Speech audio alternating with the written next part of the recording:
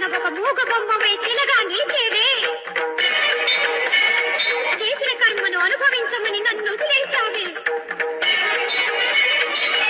అయితే నీకు మొక్కులు ఎందుకు? ఏటేటా ఈ